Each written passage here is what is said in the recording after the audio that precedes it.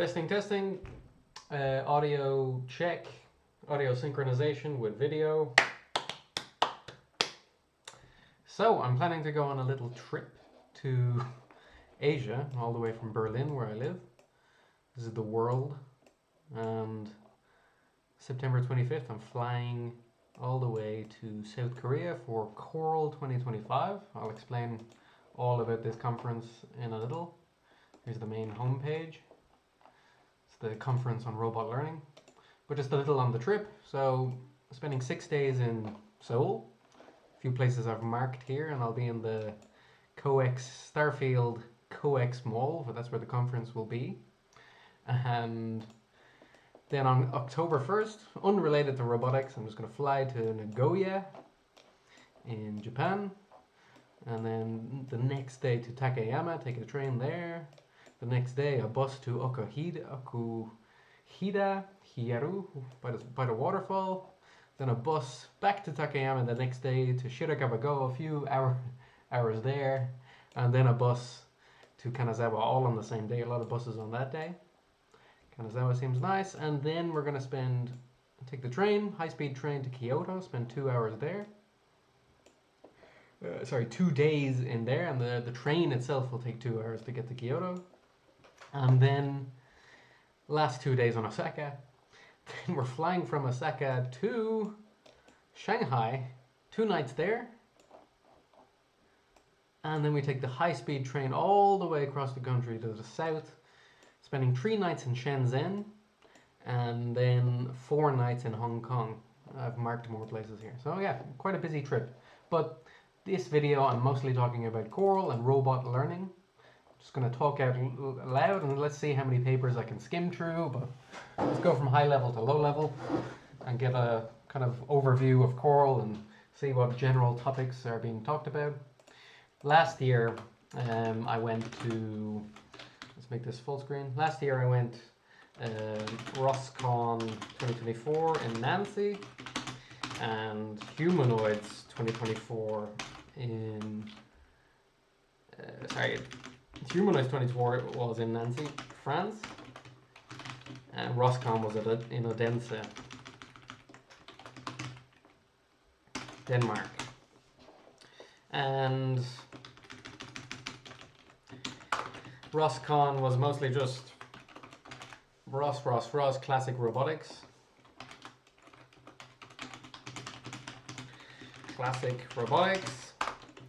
Humanoids, however, was obviously lots of humanoids, but humanoids, MPC, model predictive controller, some mechatronics, some modern LLMs, etc. We'll see. And then, funnily enough, Humanoids 2025 is actually co-located with CoRL 2025. So I'm just going to generally talk out loud, and mostly I'm interested in the state of the art. I've always been interested in the state of the art. What is the best technology can do in robotics, in AI, in machine learning, etc. Even in mechatronics. And CoRL is the SOTA of VLAs, RL, imitation learning, teleoperation. But we're going to keep coming on these terms and across these terms, and this is what all the big humanoid and robot learning companies use. Okay, so let's jump to, this is the home page. As I mentioned, it's going to be a 4-day conference. The first day is workshops, and humanoids is co-located, and the last day of CoRL is the first day of humanoids. So I probably expect to see a lot of humanoids there. Lots of dates, lots of information. COEX Mall. I'm excited to see all the flashy lights. I'm like a moth attracted to flashy lights, and this library looks awesome. Lots of books and lots of cool diamond sponsors. BitRobot, DeepMind, Galaxia, they build their own humanoid. Tencent, lots of humanoid companies. Lightwheel do great simulation. Unitree, we all know them, and Reborn, I've seen them. PAL Robotics, I've seen them in Roscon and humanoids. PND Botics, they build humanoids. Elephant Robotics, they build good arms. Pollen build the Reachy 2 platform, and they were just bought by Hugging Face. Booster Robotics, I saw there, humanoid and humanoids 2024. Dyna, they do great ORL imitation learning to fold napkins. It's kind of state of the art, and they got the 99.7% accuracy on napkin folding. 1X, ooh, humanoids, they're one of the big ones. So I'm excited to see all these, some other sponsors. So let's go to the program. First day's workshops, and then 3 days of the main conference. And I have to choose my workshop in a bit. Generally, there's many speaking sessions on topics like manipulation, locomotion, spotlight talks. I'll kind of go to them in a bit. Keynotes, usually on early career keynotes. People have released a lot of good papers. Well, here's the early keynotes. Then I'm not sure what these shared keynotes are. Maybe they're just smaller.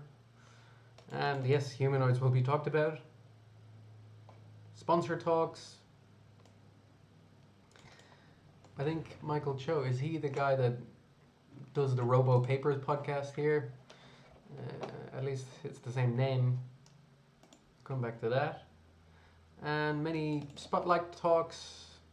Humanoids and hardware, planning, safety, and robustness, which is a big problem in robot learning. If you go pixels to action, how can you guarantee any safety or even know beforehand how the robot is going to behave?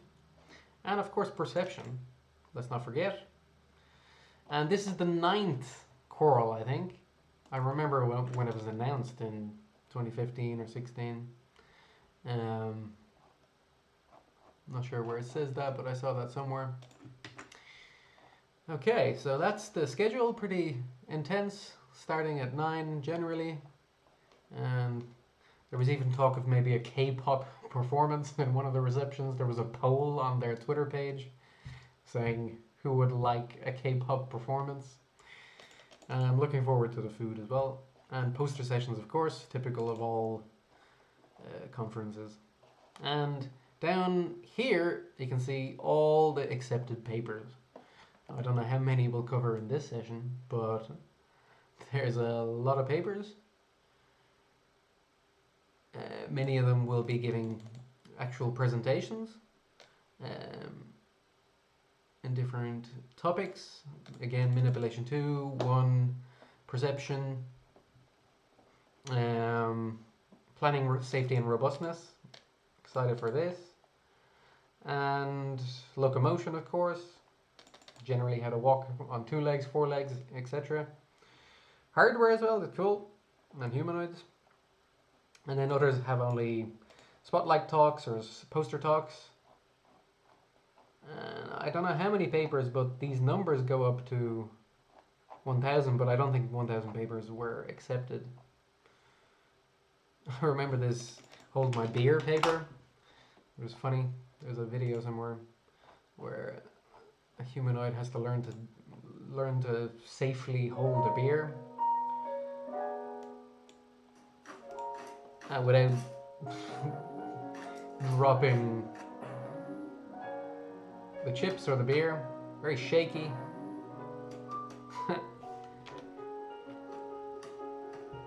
Default controller will shake a lot, so then they create a more safe controller with a bit less shakiness. Still looks pretty shaky to me, but it's an interesting research problem.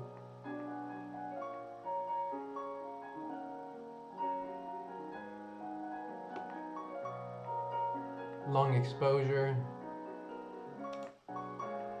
And pushing the robot with the bottle, that's hilarious.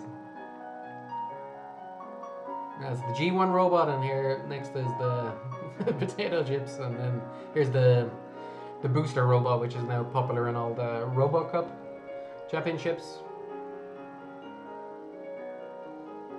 Not bad. Still a bit shaky. Yeah, I just remembered that paper. Anyway, so many papers. It's kind of hard to take them all in. It just keeps coming. Is there a way I could count how many rows are in here?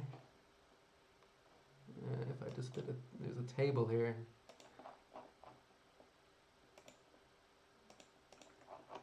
Select all of these. No. I have to do a jQuery thing, but anyway, it's probably 100, 200 papers. We'll see. Cool. So, covered the main conference. Many different things. Here's a map. And more details on each of the oral presentations in manipulation 1, in perception, spotlights and posters, and well, workshops. That's important. So there's many half-day workshops, only six actually, and then many full-day workshops, and I have to think about which workshop I want to go to. So let's see, there's a safe and robust robot learning. That maybe I'm kind of just today interested in this, like how do we actually make these robots safe? Can't just keep giving more data to deal with every single scenario in a home environment. So many talkers coming here. Marco Pavoni, I remember seeing him in 2019 in RSS in Freiburg. This could be an interesting workshop to go to. And the abstract here. I'm going to turn off my Spanish translation.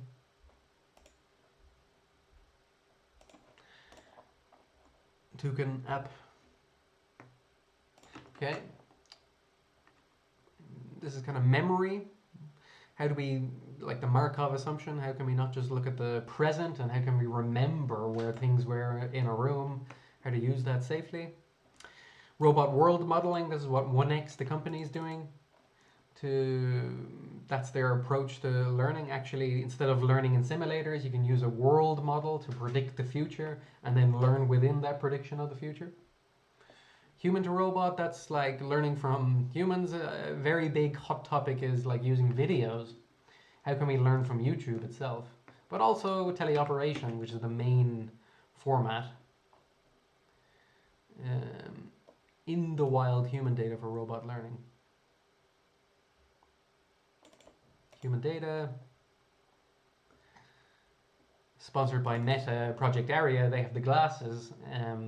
That's like the ego motion data. A lot of new data sets are wearing these Meta glasses to collect the data, and you can get the hand poses and then use that to train robots. Some papers have been doing that over the years. Edward Johns, he's going to come up a bit. I like his research. Yeah, so I'm kind of leaning towards the safe and robust robot learning, but there's so many other interesting papers. Learning to simulate robot worlds, nerfs and 3D Gaussian splatting, system identification, video, even using world models as part of this. Learned world models. It's kind of a simulator. Daniel Ho from 1X Technologies. And what are the talks going to be? We don't mention which simulators will be discussed, but it's cool. Digital twins, popular in Germany. Manufacturing. Generalizable priors. Resource rational robot learning. I don't even know what that is. Yeah, probably the point is use less data. And this is one of my big issues with robot learning. I'm just going to collect 1 billion trillion data samples, and the solution is, when the robot fails, is just collect more data. As an extreme silly example, if the robot has never seen a duck or a goose in a home, because that never ever happens, but it happens one day in a test environment because someone has a pet goose. Do we then need to scale and just collect data with this pet goose? No, that's a bit weird, and humans adapt more naturally, even if there is a strange person who has a pet goose in their home. So careful deliberation on how the robot should judiciously use resources such as computation time and human assistance based on their cost-performance trade-off through all phases of learning. Interesting. Probably won't go to this workshop, but very interesting. Mark Toussaint, TU Berlin, where I work and live. Yuk Shu, Xuranzong. Data efficient imitation learning paper. Okay.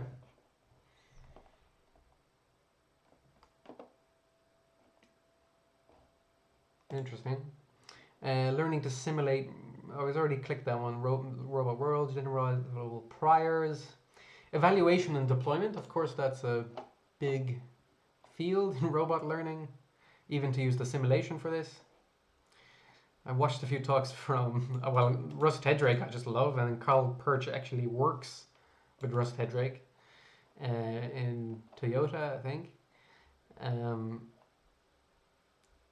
they released a recent paper recently where they have to measure carefully. How do you know one policy is better than another policy? And to use proper statistical methods to be able to measure this. So I'm guessing that this is what this is about. And Best Paper Award sponsored by Dino Robotics. Interesting. This Paul Zhu was on the Robot Papers podcast for this auto eval paper down here. But I haven't watched it yet. I'm going to watch it on the plane. I have a 12-hour plane to Seoul. Anyway, this is making it very difficult for me to choose which workshop to go to. So let's narrow it down to the top few maybe. So here, which workshop will I go to? And let's write top options.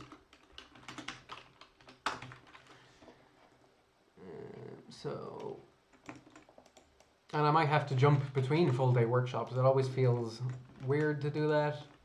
Like I might be missing something, but what else can I do if I want to catch the best stuff? Learning from humans is good. Memory, meh. Human to robot, it is really cool, but I'll put it lower on the list.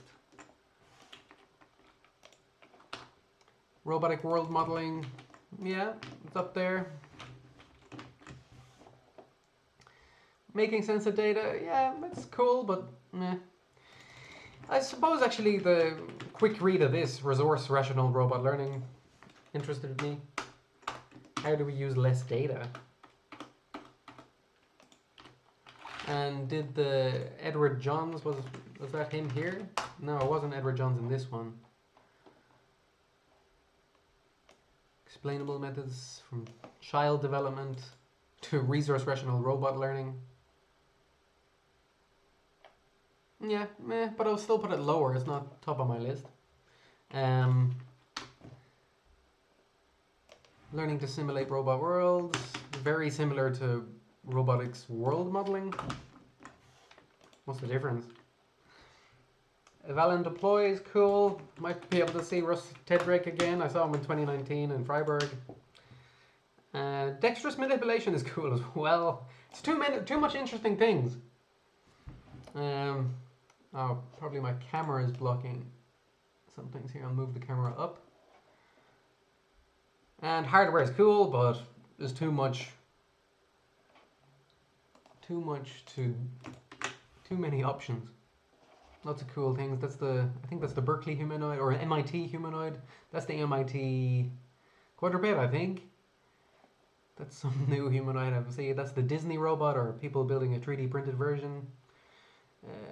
Classic dexterous for pointing a specific side of a cube towards the camera.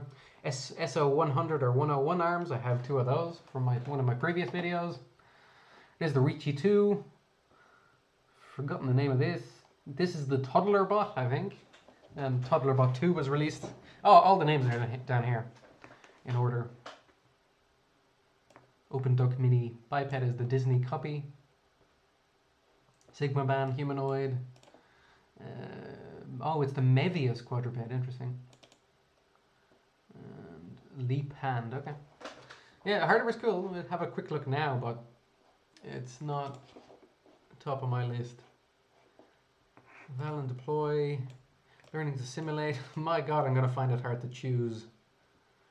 I'm going to convert this to a numbered list. Yeah, I'm going to have to narrow it down and even go to 2 or 3. Difficult. And I didn't even look at the half-day workshops. Robotic surgery is cool, but doesn't enter my list. Responsibly developing foundation models for robotics. Half-day workshop. Not much agenda yet. Ethics is not about using less data or anything. Okay. Beyond Rigid World, so soft robotics is cool.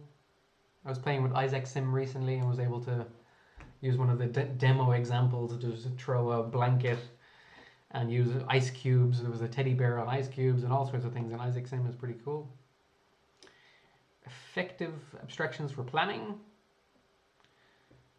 Co-bodied assistance and robotic empowerment, cool. Generalist, oh, here's interesting.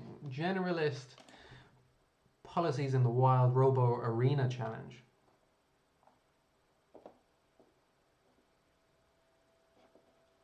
A/B comparisons on whatever scene task they choose.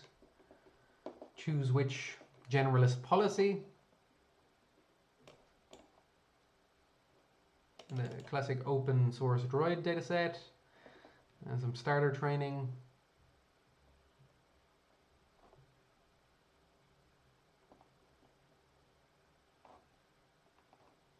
Marco Hutter from ETH.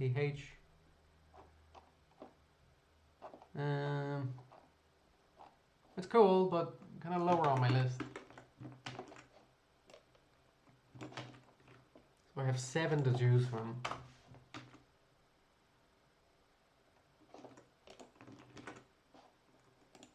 Yeah, I can't choose now, but I should find the difference between robotics world modeling and simulating robot worlds.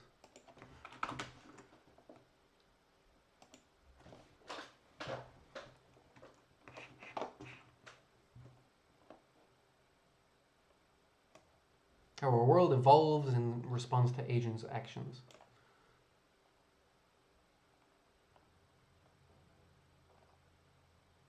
I remember the original paper blog I saw from David Ha and Jürgen Schmidhuber, world models from 2016 or so.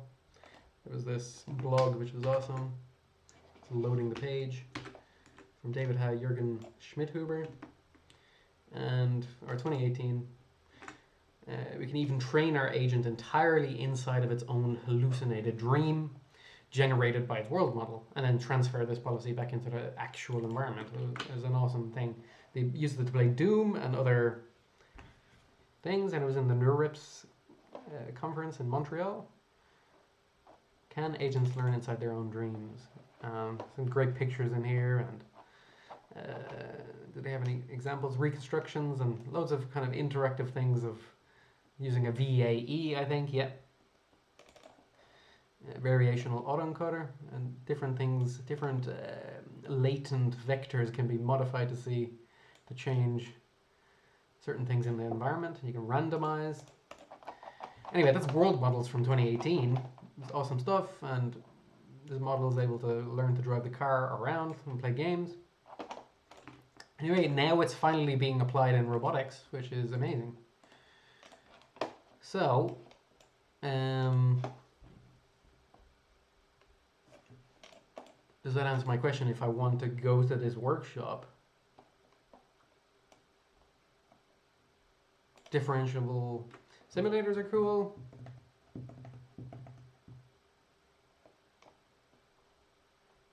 It's cool. but something in that quick read made me downvote it a little.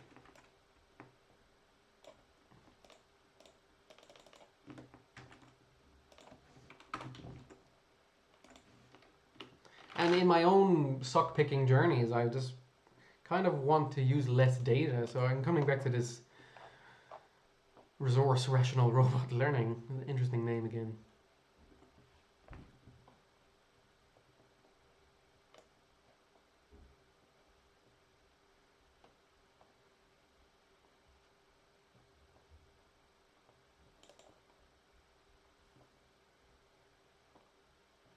Continuous improvement. It's a big question always.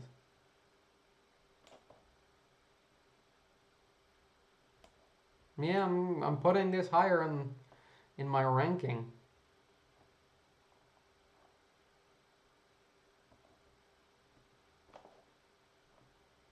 But still not fully sure. So workshop papers, a lot of them.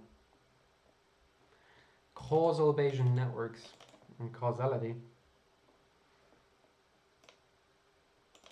Balancing exploration and skill diversification is pretty cool. And okay, a bit higher. I might pop in for a bit. And a while ago I was really interested in this learning from video thing, but I'm seeing so many papers doing it now. So, like, could we use YouTube to train humanoids to do everything that humans do? Maybe, but loads of questions. But Edward Johns is going to be here.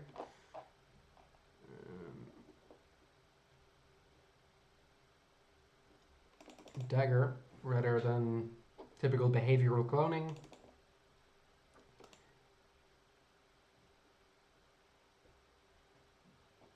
Using egocentric human data. That's from the ARIA classes. Yeah. Maybe I don't need to decide right now, but at least I'm kind of re-ranking these again and again. This is where Rust Hedrake, etc. are going to be.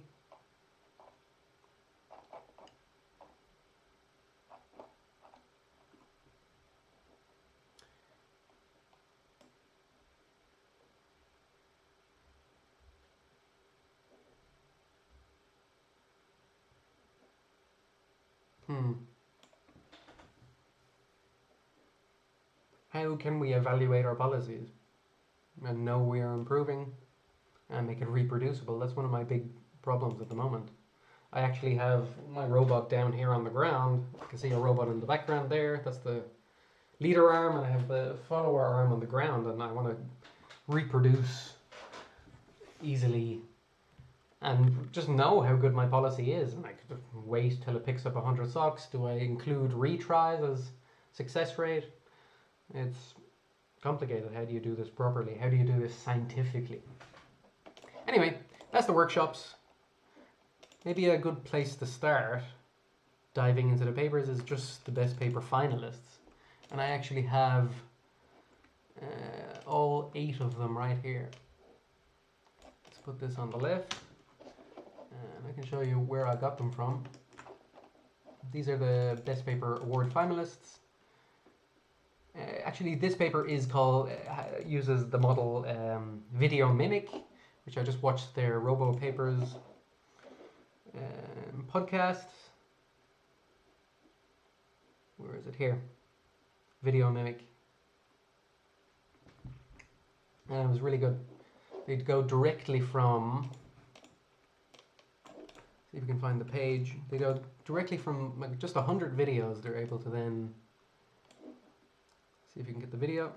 From 100 videos, able to go from the video to the G1 humanoid, able to copy from video. So going from video, human video, to the simulated robot, and then the real robot doing this in the real world. So sitting up from a sitting, standing up from sitting, going downstairs,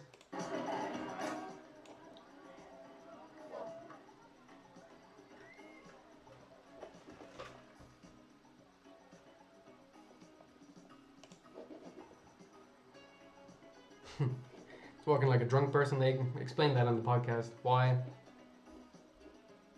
Said it was a mistake, easily fixed.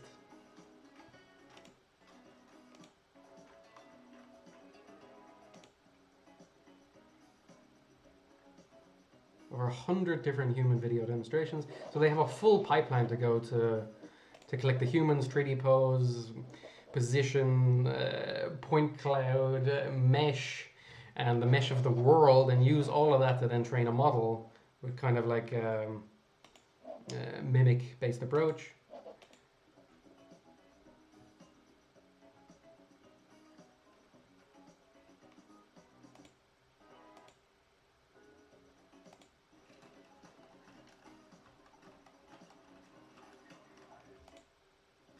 Not bad, it's just a little step there, but it walks funny. Berkeley, it's cool. Peter Abiel, Yatendra Malik, famous. And I was reading some of Arthur Olshar's papers, blogs back in the day.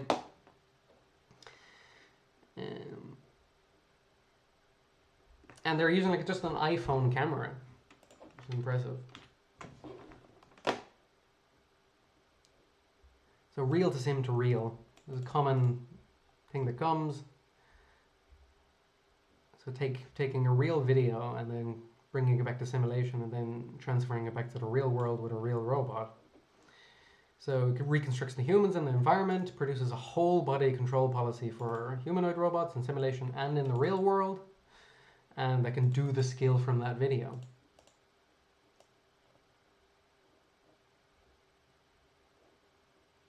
And the fact that it worked from just an iPhone camera shows a lot. And they're stating here it's a scalable path to teaching humanoids to do many things from YouTube. But they didn't need large-scale data. It was the kind of key point from the video. As we saw, stairs up and down, sitting, standing, traversing different terrains, grass, leaves, and beside trees. And here's the full approach.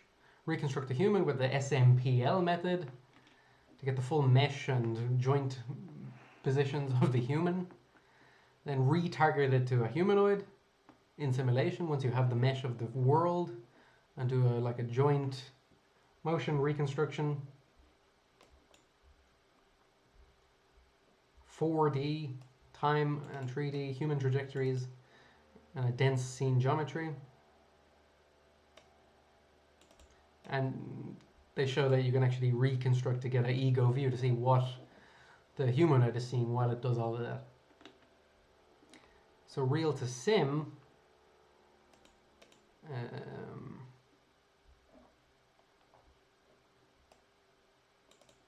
multiple humans as well is quite impressive. Straight from the internet. Climbing over these tables and stuff. Parkour. It's parkour on the right. Jumping. Going downstairs. But it's a full pipeline. It's not end to end exactly. So the full thing here is monocular video input, SMPL motion reconstruction, 2D pose detection, just get the pixel positions, and then you can find the 3D positions of each joint. Then do also slam, especially if the camera is moving. And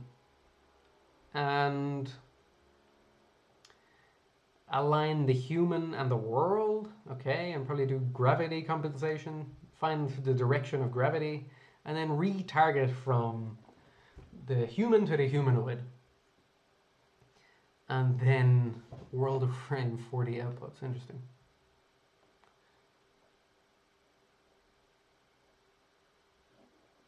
Internet, and then multi-human and ego view rendering to see what the human would see from any view. That's very impressive. Then you train in simulation. There's a pre-training, of course, with typical mocap data of humans doing hundreds of different things. A track geometry aware. And then some fine-tuning and for the hardware. And then they said the height map was incredibly important to get things correct. Cool. That is VideoMimic, one of the best papers, finalists.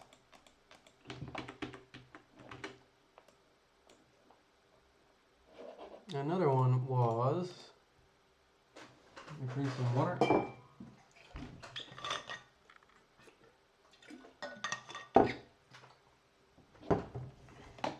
Learning unified force and position control for legged locomotion. Let me see the video to make sense of this. It's the first time I'm seeing this.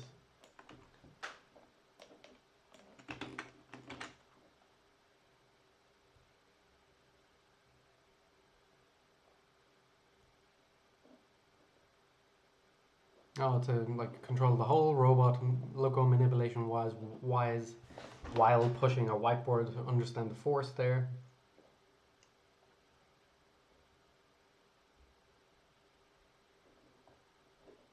Showcasing force-aware locomotion. In our force control demo with a 25 Newton upward force command, the robot lifts a 2.5 kilogram dumbbell suspended from the end effector until the rope is taut, reaching a stable equilibrium. Cool. In the force tracking demo, the end effector follows the direction of an external touch and holds its position when released, demonstrating real-time, sensor-free force tracking.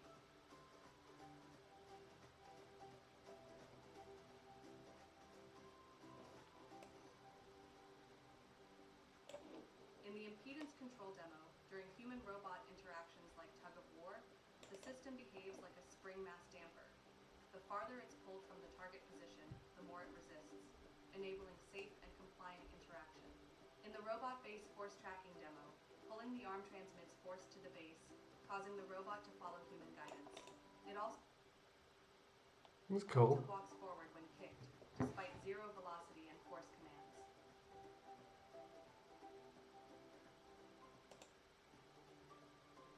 To highlight force control, the end effector balances and force I don't have much to say about it, but our force-aware policy ensures consistent pressure. they have a good torque controlled arm to get the force measurement, or maybe they have a force, maybe they have a force-based sensor as well, or can they get it from the torque? Guided by our learned force estimator. Teleoperation with a phone is pretty cool. I've seen more people do this. Finally, we demonstrate a range of other applications, highlighting the flexibility, generality, and robustness of our unified policy across tasks and robot platforms. I'm curious, yeah, how they get the force information. Is it from torque? Whole body control.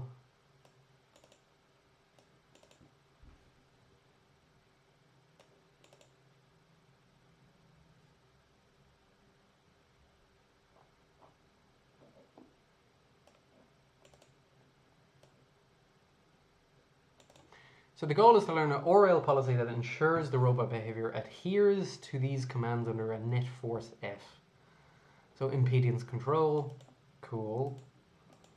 Using position, KD and M, stiffness and damping coefficients, and equivalent mass inertia. Okay.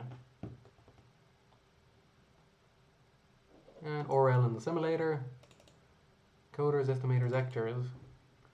I have an MSE loss, mean squared error, and the input is just the last action, base state, joint state history, proprioception, fusion fallacy. Oh, in the real world here versus the simulator. And then they can deploy in the real world and in the sim over here. Okay. Many different coordinate frames.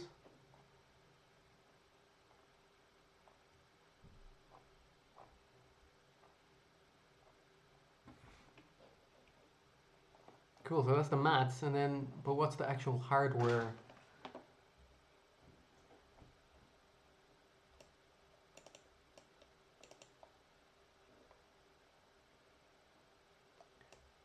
Direct force control evaluation of real robots.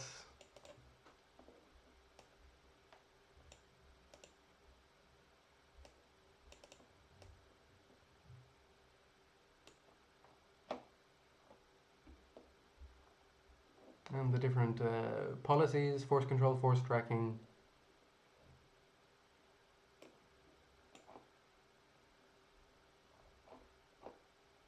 It's cool. Robots should use force the same way humans can know when you're touching an object.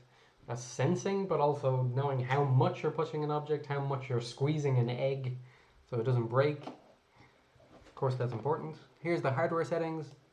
There's a 29 DOF Unitree G1 robot. That's the humanoid, of course. And then the quadruped is the Unitree B2.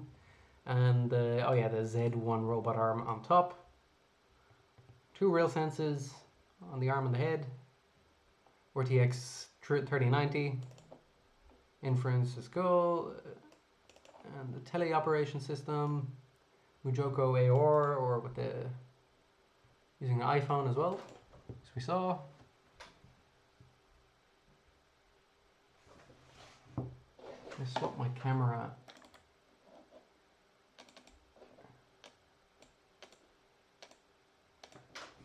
That's fine.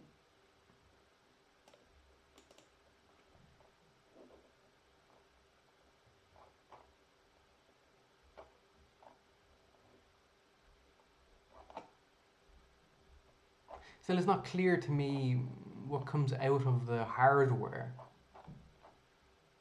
How they measure the force. Force, force, force, force, force, force, force, force.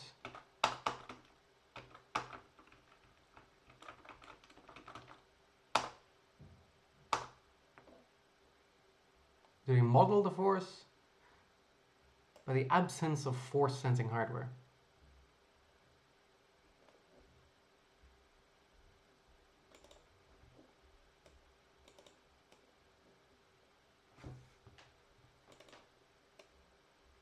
Without the, so yeah, that's the key point I wasn't getting. Without the need for force sensors.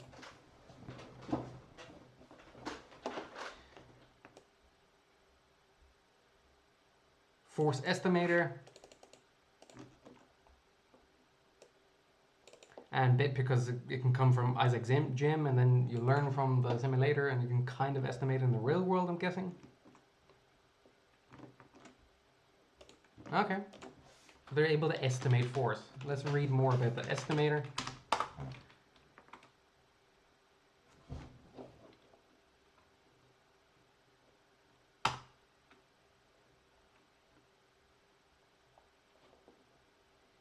Estimated force into the position-based imitation learning policy. That's cool. That's super cool without needing a force sensor. That's, now I'm more excited. Estimator.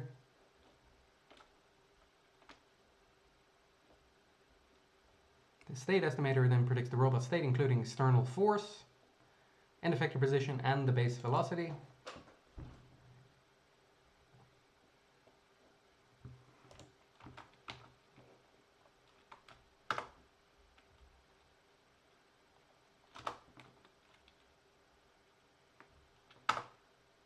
Cool. I'm going to see these papers again and again and again, so I always begin high level before going even more low level.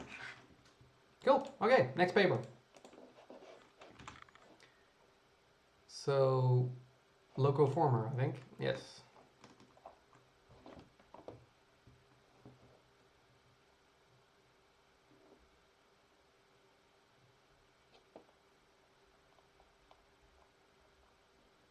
Let's go to the page, as always.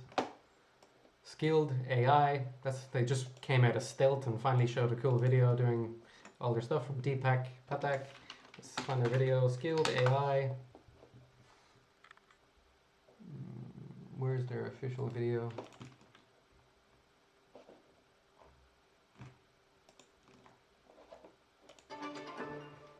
And they were just building general models across many different embodiments.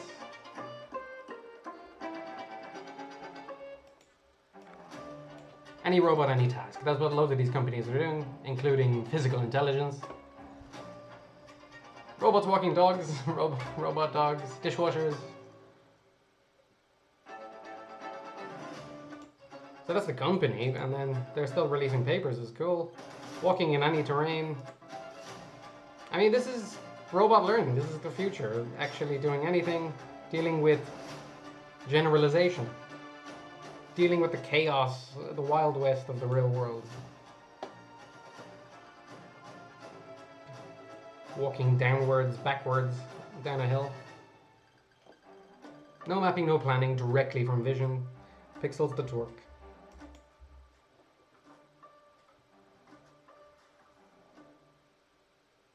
General, robust, adaptive. These are all the keywords.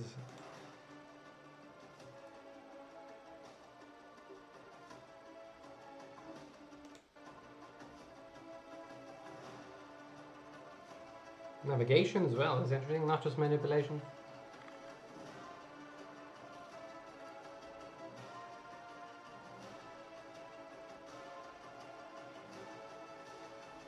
Anyway, that's not the paper, that's the company demo. So then, okay, they actually have a paper. It's the website. Let's see, best paper finalist.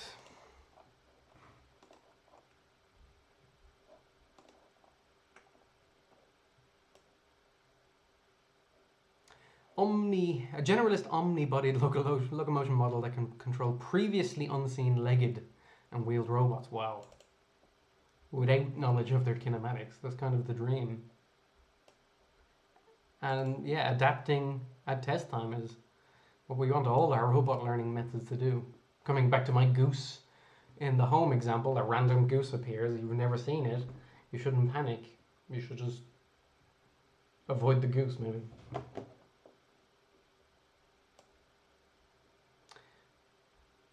Yeah, okay, just massive scale CoRL with domain randomization and simulation.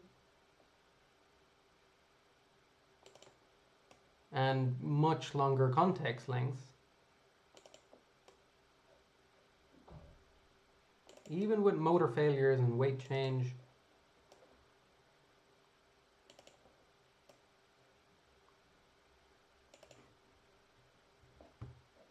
Foundation models for other robotic skills in the future. Wow. I mean, everything's going to change. You see papers like this and then you think, wow, it's all going to happen soon. That's why I'm going to the conference. Like, how soon is always the question. I've been following robot learning for maybe 10 years now. And it's taking time. But now a lot of things are working. They're tying the, is he walking on its knees with cable ties has tied the front of the leg to the, here's walking on stilts, using wheels with one leg in the air, adaptive to kicking. All the demos are just about kicking robots now, so mean. And trip it up. While it has lots of heavy weights on the top, this is walking on 2 legs.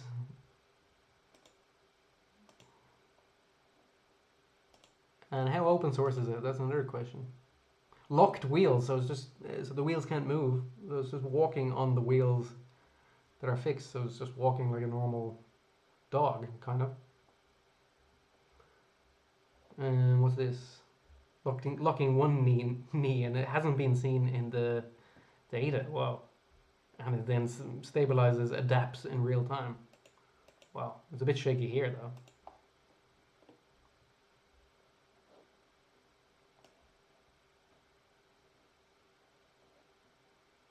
Wow, how do they do it? Different humanoid morphologies, lots of kicking. Of course, the specialist policies will fail to adapt to losing a knee.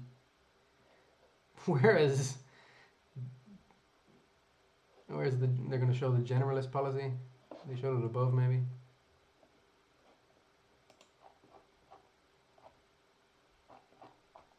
Probably this one. Yeah, one knee is in the air. Or no, not this, but yeah, still they're cable tied together. Anyway, how does it work? Ooh, that's a cool idea. Attend to states from prior trials. Wow. Long context. Transformer Excel, have I heard of this? What's that? Oh, 2022.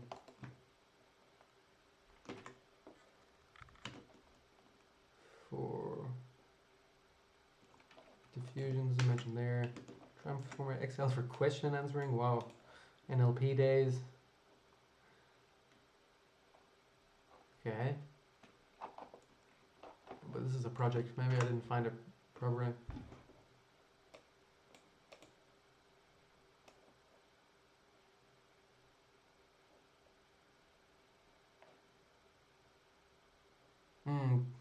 Okay. Gradients are not propagated from the previous cached segment.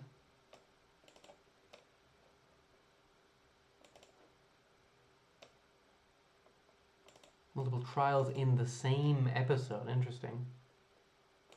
And the memory persists across trials. And the objective is to maximize the reward across the entire episode. Interesting. So segments are the same as trials, or no, trials are this. And segments are a different thing. Because they're fixed length. Different trials can be longer. Okay, this has 4 blocks and this has 3. MDB markup decision process 1 versus 2, episode 1 and 2. And segments can go across episodes and across trials. And we're just continuously learning across all of it. Wow. This is the Transformer Excel policy, okay. Large-scale CoRL, bipeds with wheels, quadrupeds. This doesn't look like Isaac Sim. Don't know what it is, maybe Majogo. Many humanoids, that's the Furrier robot. H1, don't know what that is, Ubitech, Boston Dynamics. G1, Go1, the Disney biped robot again, Animal, walking on 2 legs as a quadruped. Wow.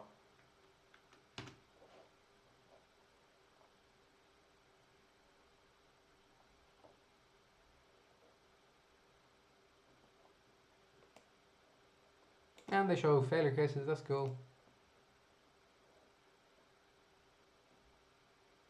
I mean, yeah, robots should learn continuously and fix.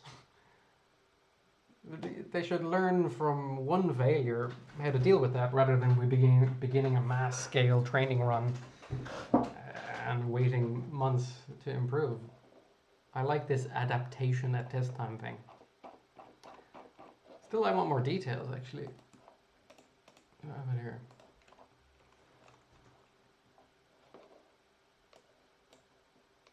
It's cool that they actually provide the right context across multiple trials, episodes, segments.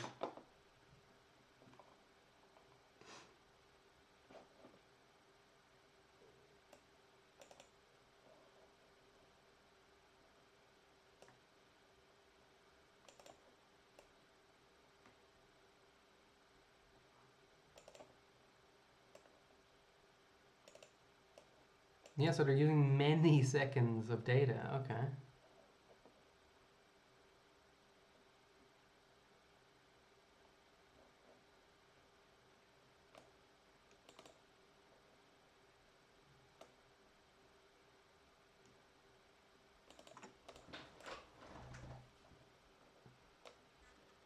I mean, do we want robots to still work after they burn out motors and break legs?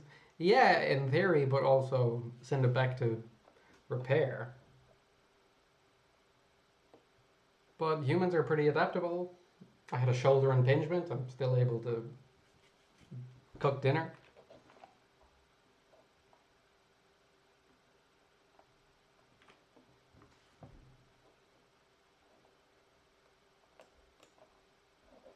Same figure here. Let me turn the light on. It's getting a bit dark.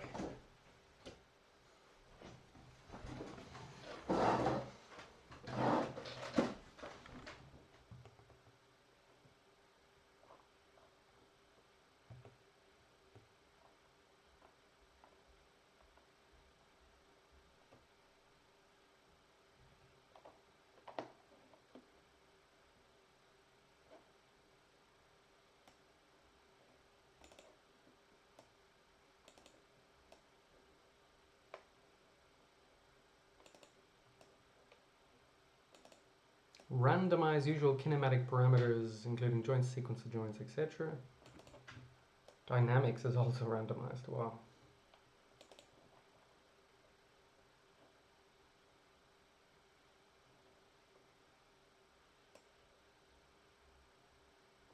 Within seconds.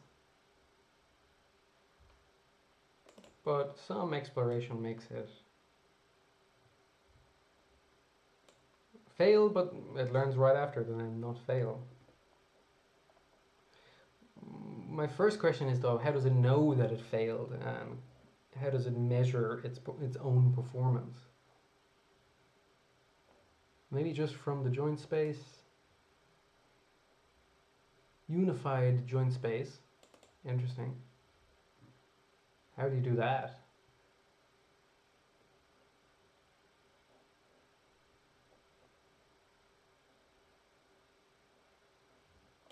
From which the relevant joint states are extracted for each specific robot.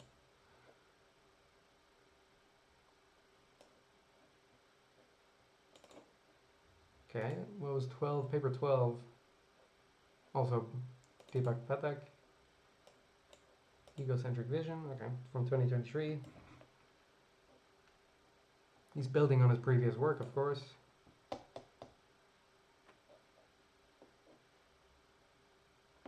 Expert policies in simulation all get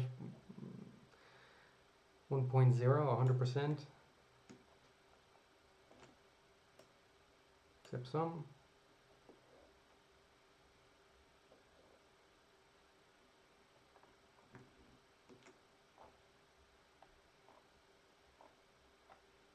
Interesting papers, figures.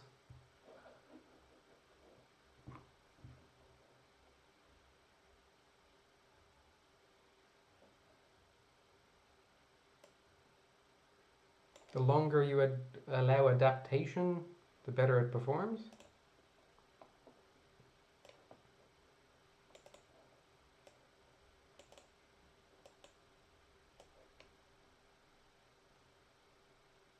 And it learns like different robots as it adapts to robots it hasn't seen before, without any explicit morphology specification. Interesting.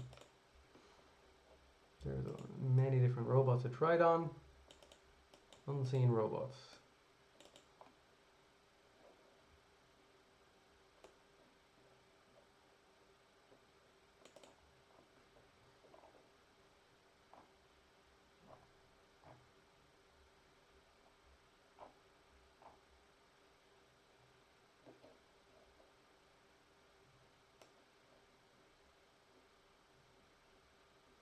Very resource intensive, sure.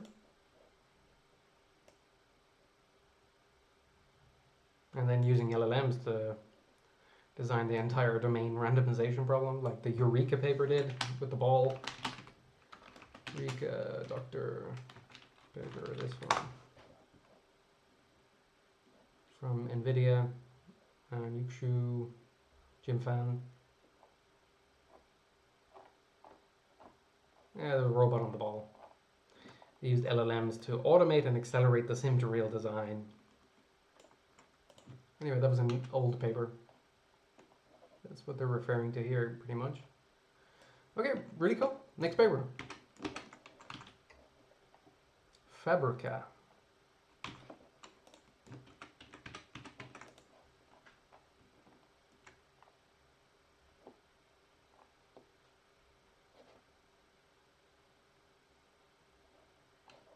Then we got a paper page, yes, as always. The others are DexUMI, sound of simulation,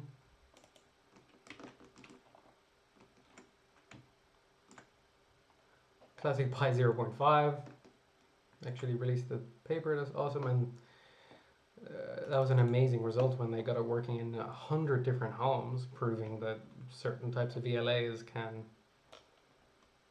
do very long context tasks if you get enough data. And then steering your diffusion policy with latent space reinforcement learning. Some people have been talking about this on the LeRobot Discord. Anyway, Fabrica. Dual arm assembly of general multi-part objects via integrated planning and learning. I like when papers combine both planning and learning, or classic robotics with modern robotics. 1 MLP for all assemblies. Just kind of using Lego-like things here. Impressive.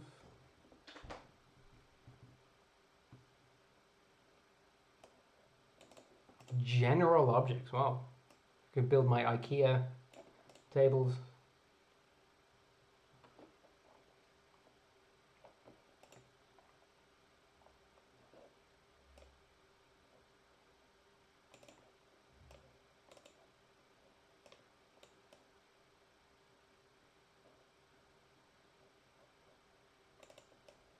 On any dual arm robots, wow.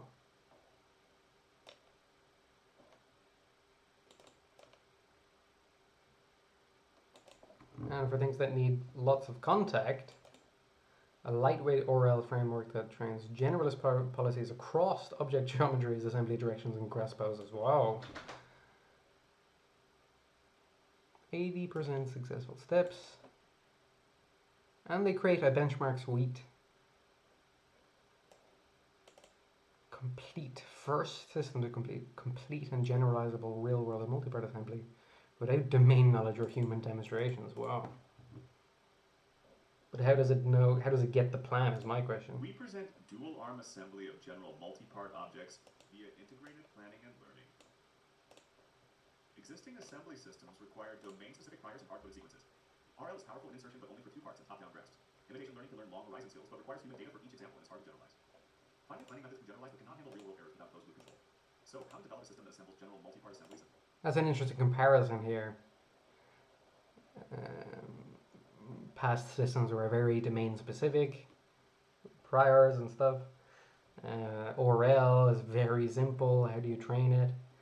Imitation learning, it's a bit hard to generalize. How much data do you need to collect? Open loop planning, no closed loop control, very simple. Lots of papers from 2024. We combine the strength of planning and learning to enable real-world assembly with strong generalization. Yes, this is what we need, hybrids. Like hard meshes and hardware configs, our planner gives a global skeleton of tasks. Okay, so that's the input. And then we learn policies that perform local contact-rich assembly skills. Input is meshes, hardware, work cell configs. Proceedings planning, what order to do things. First put the plate, then put these two things, and then put those two things on top. So the order. Grasp filtering, deciding where to grasp each object. Sequence grasp optimization, wow. Fixture generation, and then motion planning to fulfill all of that. Learn a policy for only the optimization or for all of it, and then execute in the real world. Wow. They are combined to deliver complete long horizon assembly on real-world robots. We formulate our approach as a bi-level constraint optimization over long horizon planning and control to maximize the overall success rate of assembly. The key factors to be optimized are the sequences of grasps to take for each assembly step and the control policies parameters. Due to the exponential search space, we first find solutions satisfying kinematics and collision constraints offline by pre-discretizing the solution space and computing feasibility. This starts by sampling grasps for each part, checking feasibility for assembling and holding, and finally filtering jointly feasible pairs of grasps, which can be done efficiently in parallel. Next, we run optimization on the sequences of parts to grasp and continuous grasping poses for both arms at every time step. We formulate optimization as a grasp search problem, where each grasp is represented as a node, and edges connect jointly feasible pairs of grasps. The graph extends in the temporal domain, and our goal is to find the optimal path that leads to the highest objective value using dynamic programming. Finally, we propose automatic fixture generation to avoid regrasping from pickup to assembly. This also helps decouple picking problems and lets the system only focus on assembly problems. As a result, by combining standard motion planners for transit motions, our system generates feasible and optimal plans for arbitrary dual-arm robots on diverse assemblies. This is the Francas in the middle, UR trees or whatever on the right, UR 10s, and then that looks like the elephant arm or the X arm, I'm not sure. Arms coordinate in each step to ensure stable assembly over long horizons. After finalizing the plan, we learn closed-loop control policies for real-world execution under uncertainties. Thanks to the global plan that handles major free space motions, we only need to learn short horizon insertion skills with a clear objective. This is done through large-scale RL over diverse geometries, assembly directions, and grasps with domain randomization, with a minimal MPP and no complex engineering. To facilitate generalization, we leverage spatial equivariance that transforms all assembly directions to top-down insertion for the agent's observations and actions. Wow. Additionally, we only learn residual actions on top of planned actions, which is easier and only requires a small MLP policy. As As a result, we show complete multi-step real-world assembly from pickup to the complete product. Residuals. One network across Wow. all assemblies with an average of 80% successful steps over long horizons with standard pen grippers. The policy works across varying grasps and assembly directions, and the method design is embodiment agnostic. We show state-of-the-art success rates surpassing baselines and ablation by a large margin, proving the effectiveness of all system components. Finally, to further improve success rates, we leverage vision feedback from VLMs, such as Gemini, for better initial alignment on insertion before executing the learned policies. By watching failed attempts, VLM can suggest directions to adjust the end effector for successful insertions. Please see appendix for more details. Thank you. I was trying the robot MCP model from Ilya on YouTube. Still, it's not a general model that can get it exactly right, but they're becoming more and more useful, these general multimodal LLMs. Please see appendix for more details. Thank you. Quite impressive.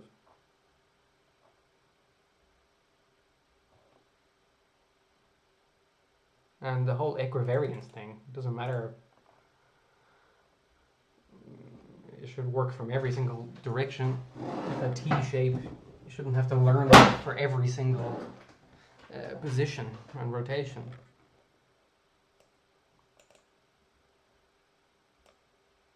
But yeah, the open loop plan has many actions, and then it's just like the general plan, and then we're just going to slightly do corrective actions like residual neural networks, but it's just adding a little to the action to get the final output action. That's really interesting. We should apply all of this to the Le Robot library. Cool. Okay, so 4 more papers, hopefully. But I guess I just gotta start packing for my trip.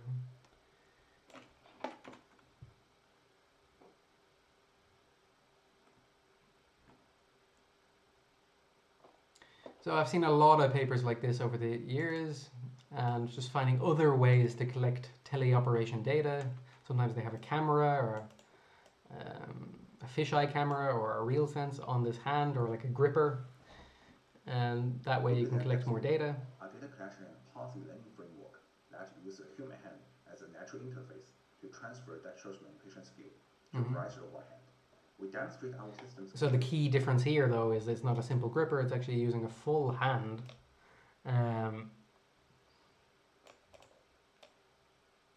Minimize the gap between, like, sim to real gap, or the embodiment gap in various hands.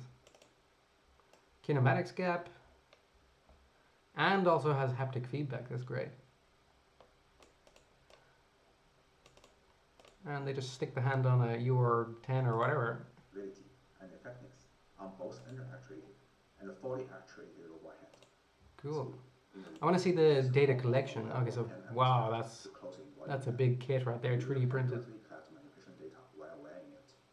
Software adoption takes the form of a data processing pipeline that bridges the visual observation gap. For example, we check the origin of the right-hand index band joint in the URDF and place that joint at the same location on our exoskeleton.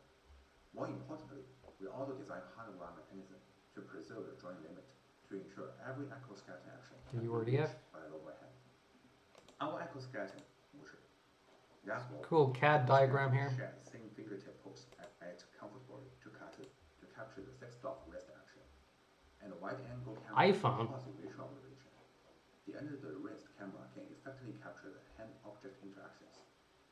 Critically, the camera pose in the wrist frame are identical for the exoskeleton holder at every actuator used on the one hand, fully actuated X hand. Next, we use a data processing pipeline for one hand. Next, the backbone and the robot hand mask. Wow. And then they remove the hand from the... They remove the actual hand, the human hand and kit from the image. And then you can use that to train the actual policies. On both inspired hand and X hand. And evaluate. Or, no, yeah, they remove the human hand and then try to put a foreground of the robot hand. Yeah, it's similar what the other papers did. Real-world tasks, including those precise, multi-finger, contact reach, and long-hearted tasks. Just on the topic of G1s being indestructible, Syntex was posting this, and this is all over LinkedIn, YouTube, and X. Is just crazy what these G1s are doing.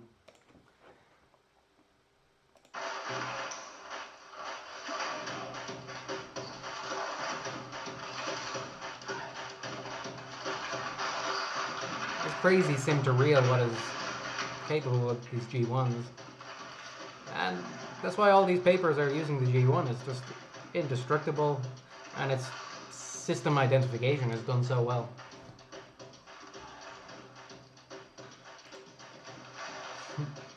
Getting up instantly.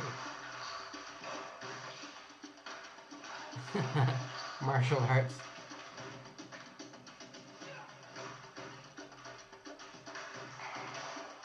There's a head roll.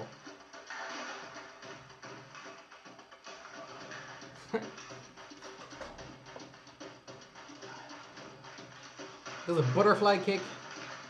3 of them.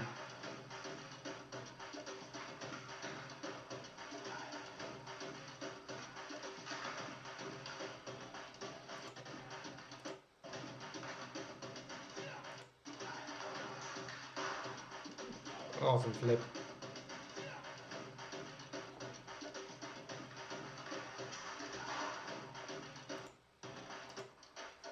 Wow.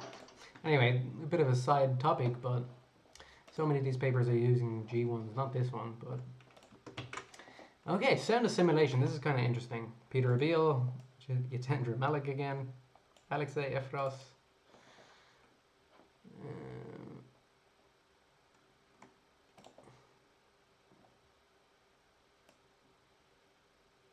Yeah, how do you simulate sound? People are trying. Rarely trying, but it's not as useful as vision, of course.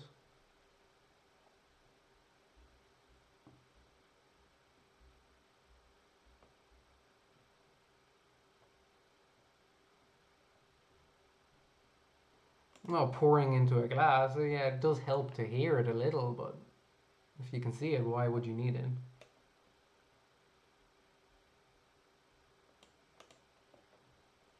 Without any real robot data.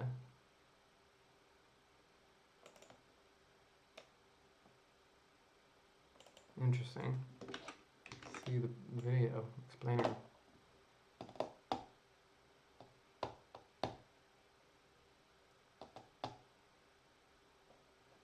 Spectrograms here, using diffusion to create the audio. Interesting.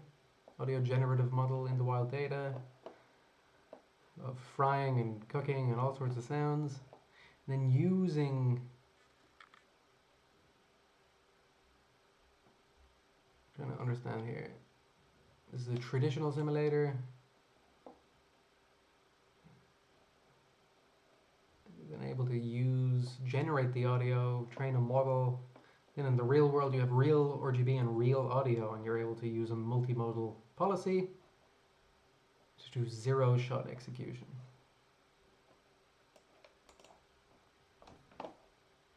Need to understand this better. This is a GIF, so I can't hear anything.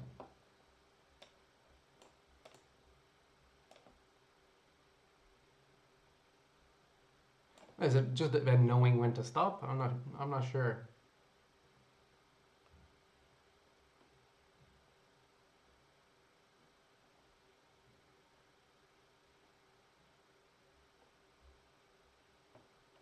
Cool, it's boring into the thing, but why does it need the audio?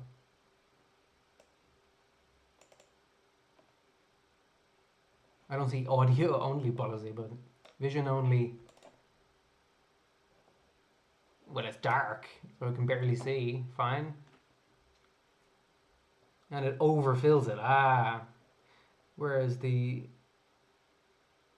Yeah, I suppose the camera can't really see how full the cup is. Is that the point? Knowing when to stop. Let's read the paper.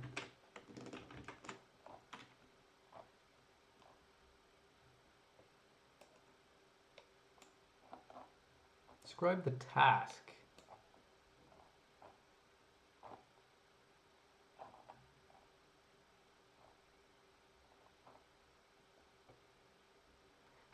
NMAE, actual port amount minus desired target amount divided by the desired target amount. Normalized mean absolute error, okay. Oh, and then the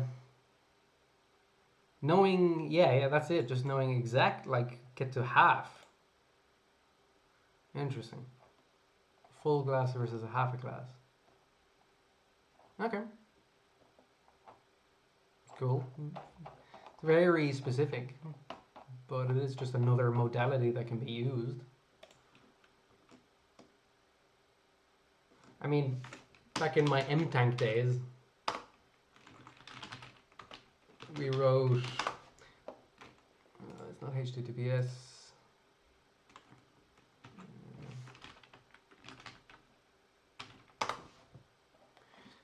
temtank.org, we wrote multimodal methods in about 2017's paper, the three of us, the co-founders of MTank and Bearcover, and we were talking about lip reading.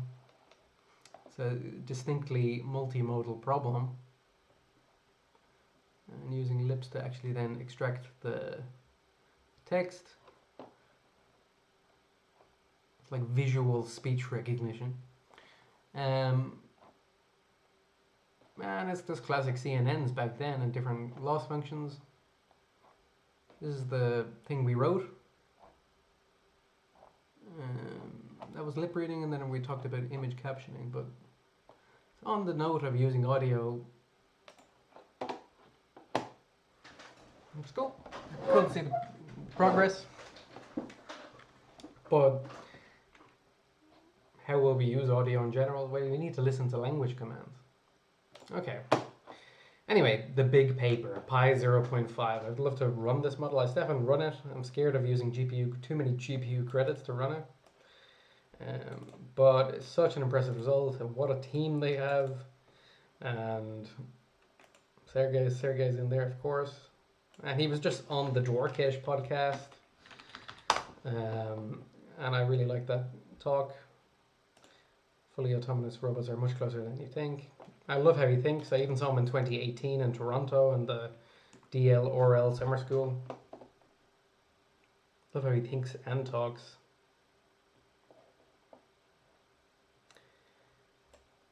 And it was a very impressive blog. Let's see if I can get the blog here. And good videos. And a classic adaptation. Build a robot. What was the task? Get me a what? Could you close the cabinet? Can you place the dishes in the sink too?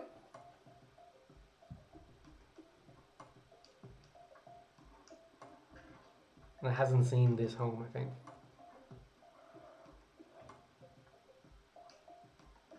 And I was retrying a bit there to grab the fork. And the key is just the right transformer and enough data. This has cleaned the entire room. Very long horizon task. Could you clean the bedroom? Now, people would pay money for this. It's just how much money and what is the cost of the robot. And they're again reminding you they haven't seen this room or home. Folding the bed is awesome and difficult. And a massive robot, I'm sure a humanoid would actually make more sense here. Especially in the home in the Wild West. Could you please clean the bedroom? The spatula in the corner. Could you clean the bedroom? Yeah, you get the idea. It's very impressive. This is the future. Will home robotics actually happen? Here's picking up socks and other cloths, which is my domain. So yeah, Pi is a very impressive company. Explain the model. Co-training tasks. Even object detection is interesting. Probably helps the cross-modal VLA policy.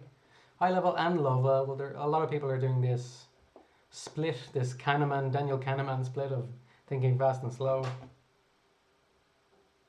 And they even use the static robot dataset to help. Static robot and then general robot data. they show clear numbers here that on ablations, if you don't use web data, it's actually the same accuracy here for in distribution, but a much bigger difference here. So if you don't use web data, you lose 14%.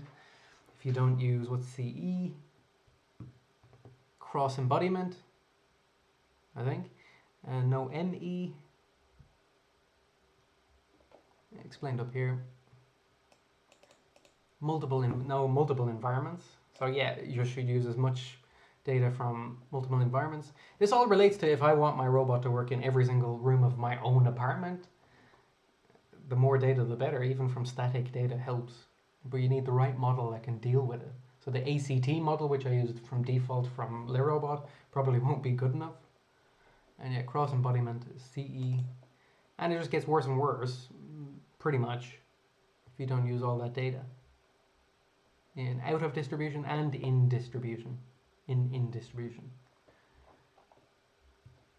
And finally, they're showing here, like a model that's just trained on the test scene. Finally, if with enough data, enough locations, after they got to 100 homes, finally this generalist model is doing better with a 67% accuracy. And yeah, big transformer, high-level prompts, subtext prediction, low-level commands, and then out comes the continuous actions, and it's like a 300 million parameter model. I have been wanting to train the Pi0 model on my suck picking. Just how many GPU credits will it take? Very impressive. So what's next? More homes, more robots, more cross-embodiment data. So everyone's going in the same direction pretty much. How guaranteed is this to work? And how much can it deal with random scenarios? With my example I keep giving of the goose running around in a home, will the robot panic? Will it hit the goose? What if it's your pet goose? It doesn't want to damage the goose.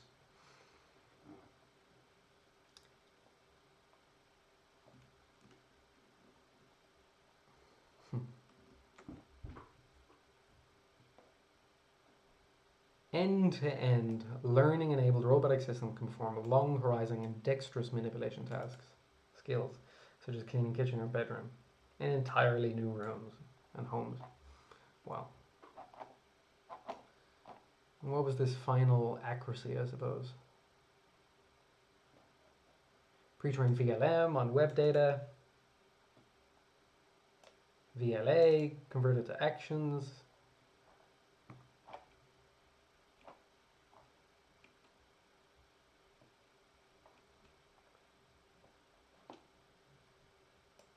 Oh, laboratory conditions, CE.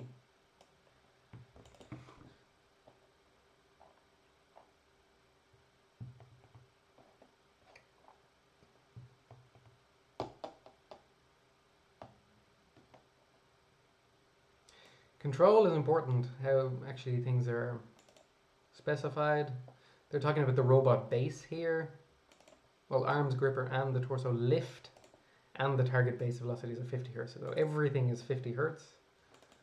And then they're actually just tracked with PD controllers. No additional collision detection. Fully end-to-end, like pixels to joint positions. This is the robot they built. Simple parallel gripper, wrist cameras, front and rear camera. Interesting. 122 DOF lift mechanism for the arms to go up and down.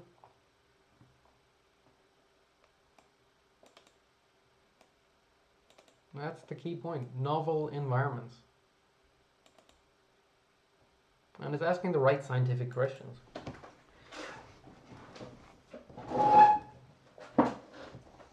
And one of the key points there is like, how does it compare to low-level inference or Oracle high-level baselines?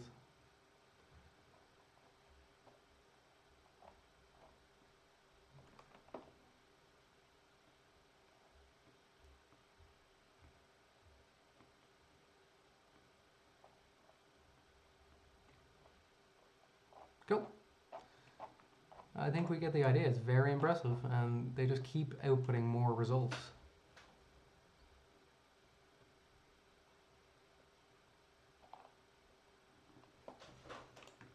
And they answer each of those questions. We'll keep coming back to this paper. Okay, final best paper analysis. Best paper finalist analysis. Diffusion steering.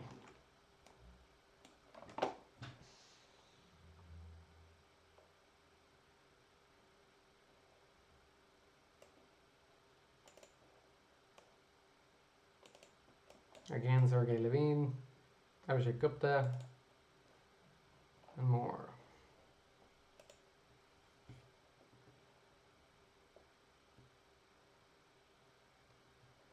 Yeah, we're all familiar with this. Robots just trying to grab in the middle of the air and doing things wrong.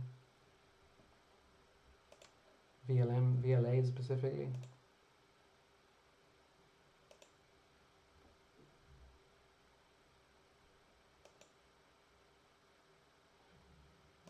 Showing the like in distribution, you train it, and you try to create a policy, a diffusion policy.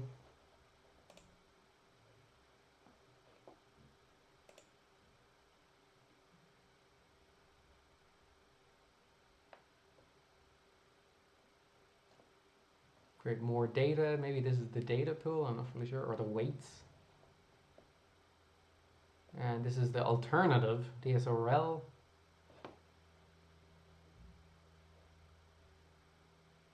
Failure. And they're finding a better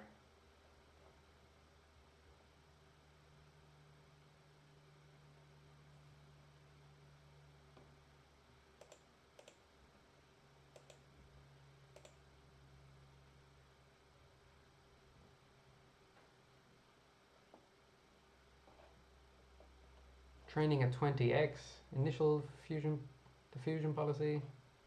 Place the mushroom on the cloth, very basic toy example. But yeah, it gets better over time, but it seems to be training at the same time as we're evaluating maybe? Or training, evaluating to 100%. Okay.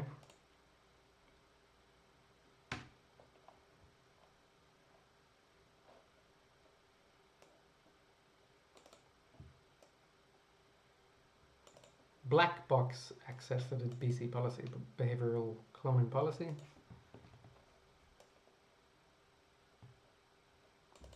Wow.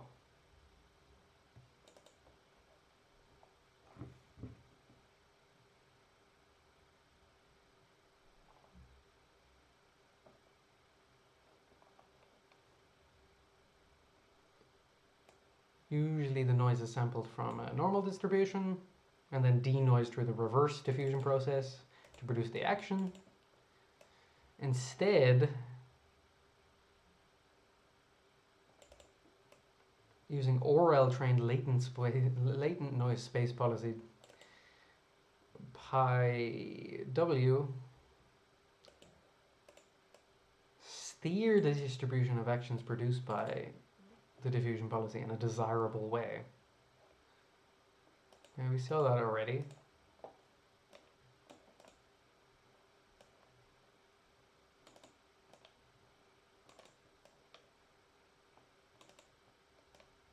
So just selecting the noise, I suppose, rather than fine-tuning the weights. I did have problems actually fine-tuning diffusion or even training diffusion. It takes a lot of VRAM in LitRobot. And it takes much longer to train than ACT. And doesn't have the immediate performance benefits of ACT. But with more data, diffusion should be better.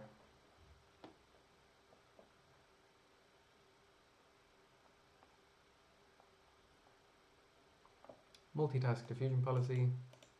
The Bridge V2 dataset, I haven't heard of that. Well, I've bookmarked it, obviously. Oh, from 2023, well.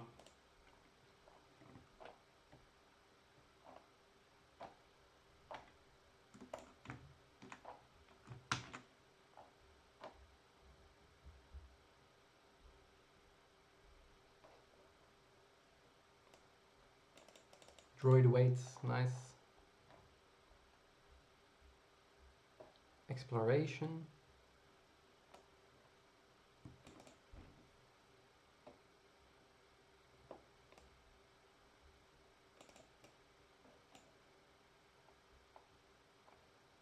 That's cool. Actually attempting to pick up the mushroom in exploration where before it was just random. Cool, I don't fully understand everything from a high level. That's cool. And most of these latest models are like the action, even in Pi 0, it's a diffusion, joint diffusion, and the fast action.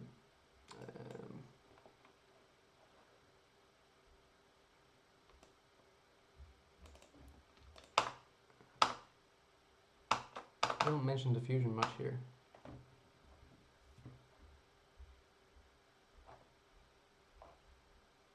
Cool. Anyway, that's the best paper finalist. You can spend too long on all of this. 1, 2, 3, 4, 5, 6, 7, 8. Wow. There's also the demos section. I'm going to show data learning, manipulation, hands. Can't wait to see all of this. Some of my favorite SO100 arms and Ubuntu in the background. But with speech instructions for customized robot manipulation, that's cool. A teleoperation system for robot learning. Oh, I would love to control massive arms like this and an exoskeleton. Multiple instrumented tools. Wow. Robot racing. For cells. Cloud gripper.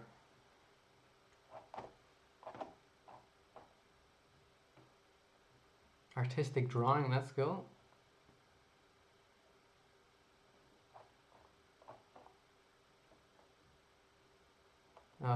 Getting the ball in this maze to rotate the entire platform. ETH, nice. Agriculture. Real sense. Different hands. Everyone's building hands. See a new hand every week.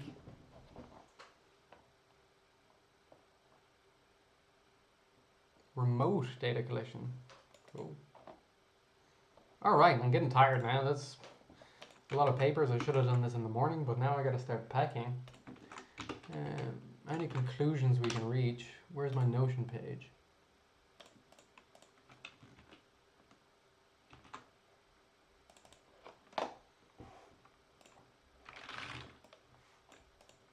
Oh, VideoMimic is up there. Pi 0.5 is up there. Out of my best papers. DexUMI is cool. Yeah, Fabrica is up there.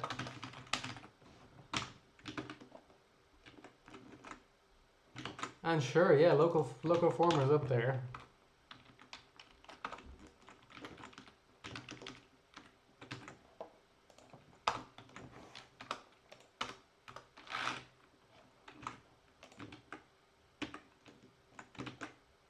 VideoMimic.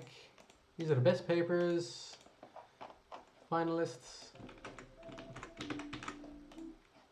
Cool, and then I don't have time to go through the rest of the papers, but in the full list here,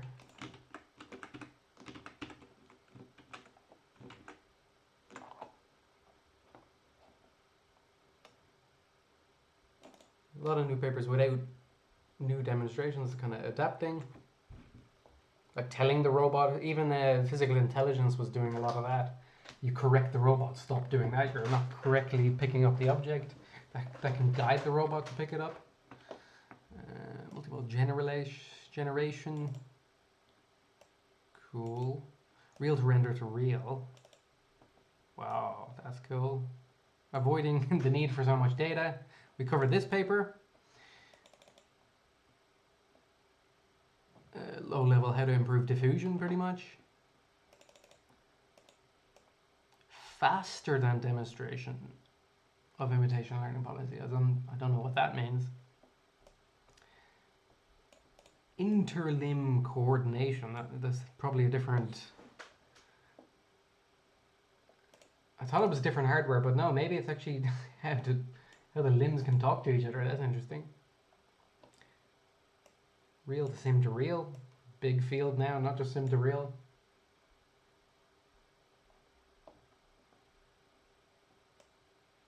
Again, accelerating visio-motor policies, but also demonstration acceleration. I don't know what that means. One view, many worlds. Single image to 3D object. Okay, and on and on and on. I could spend so long. Well, let's go to the end of the oral at least. Wow, okay, no, maybe I can't. Object fetching and cluttered scenes via zero-shot sim to real. That's something could be useful for me, for my sock picking journey. Robot-assisted byte acquisition. What even is that? Today, I'm excited to introduce Sim. Skill-afforded Sim approaches rely on category-based methods, which still fall short. For example, Like picking up food. for insight is that a better understands utensils completed offline through calibration, while food affordances are as fine GPT skill. Chicken nugget. Appropriate skill. Selects the skewering skill, and at first it works. But as the nuggets Oh yeah, the first part is grabbing the food. while still switches despite the importance of combining tool capabilities, visual estimation of food properties, and Okay.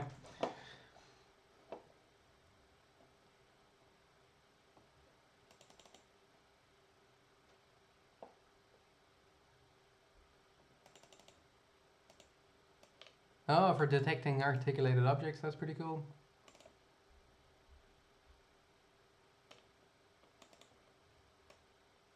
Cluttered desk graphs. That's cool. And cluttered piles, how do you pick up everything? Here's more of this from human videos.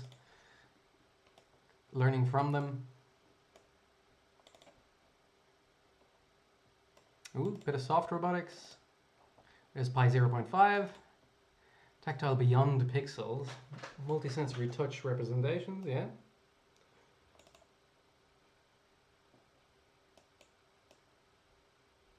Efficient embodied reasoning. Seems like a more general multimodal paper.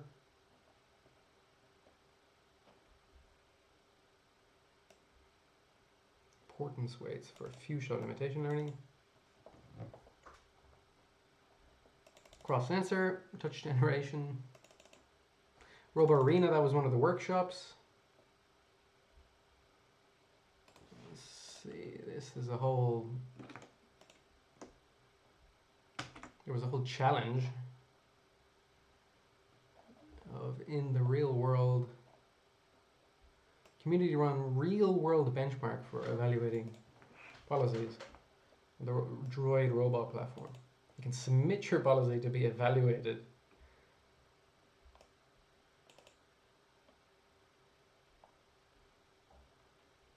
Yeah. Just submit the policy and then you get your results and you can get A/B comparisons. That's really cool.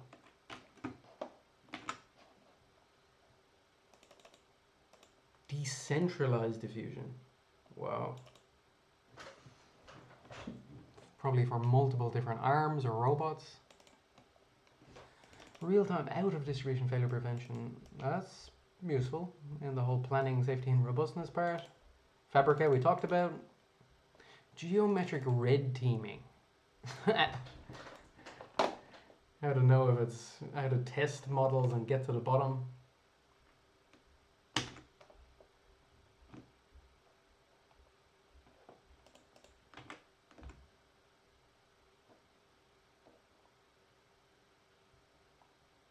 They mentioned the 5.7% acceptance rate for CoRL. Wow.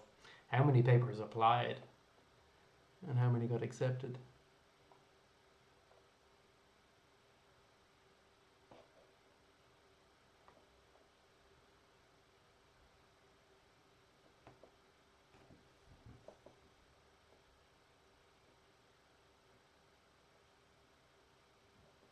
Automatically generating crash shapes.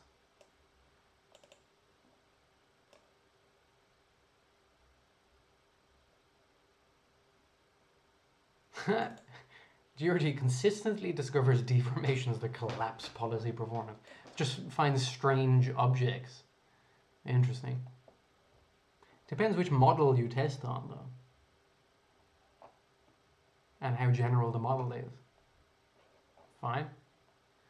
Of course, it's easy in the simulation, I suppose. That's cool. Whoa, there's so many papers. Stack it up. Structure generation from a 2D hand-drawn sketch. Okay. Planning from point clouds over continuous action for multi-object rearrangement. Yeah, like clean my house, put everything back where it should be. There was a whole rearrangement challenge a few years back. Rearrangement robotics challenge. A challenge for embodied AI. It's quite a popular paper. Dhruv Batra, Sergey Levine, Jitendra Malik.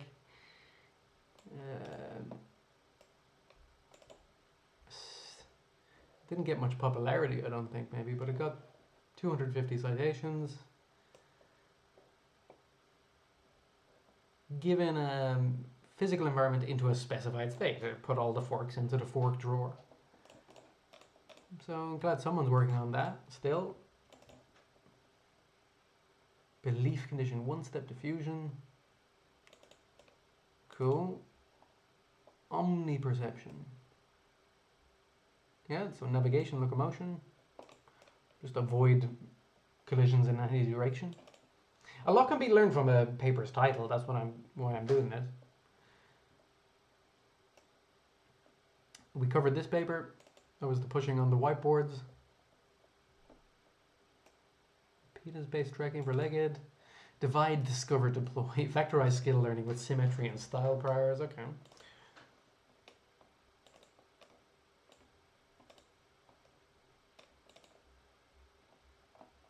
Almost there.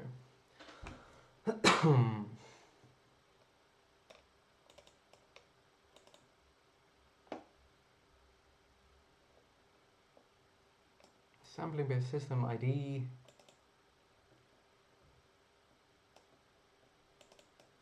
Okay. LocoFormer we covered. DexUMI we covered. Air Exo 2. I'm interested in that.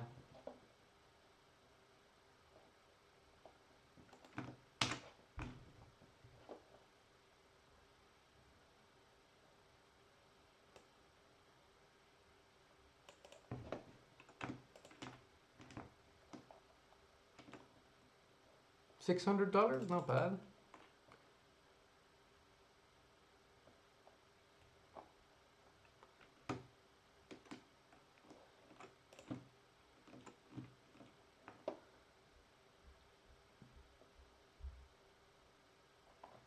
Okay, I'm not fully convinced because there was two papers that are in the Robo Paper podcast. Clone here and twist. A lot of people are doing this whole body imitation systems. Let's look at both of those. They're both in CoRL. Clone, CoRL, 2025 paper, twist, 2025 paper.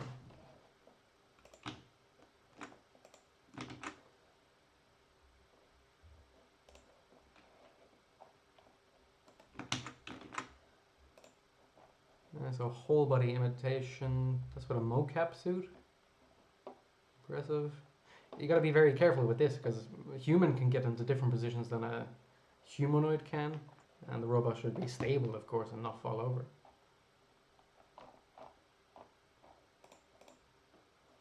So I'm gonna watch these two podcasts on the plane, well, even for learning how to kick, or just teleoperating the kick.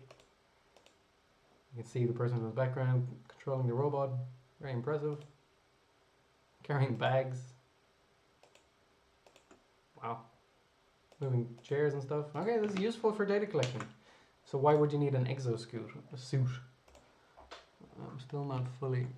But I'm speed reading here.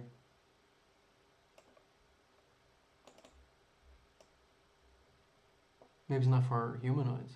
It's just for 2 arms.